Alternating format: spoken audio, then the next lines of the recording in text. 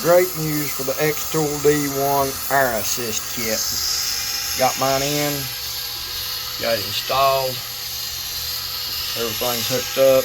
As you can see, the air line is not bad. Just run it with your current wiring, zip tied off.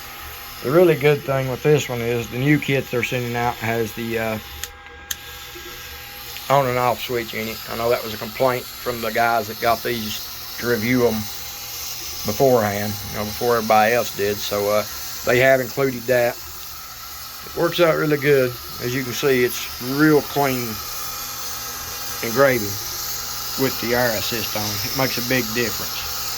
So if anybody has any questions about the air assist now, feel free to put them in the comments below.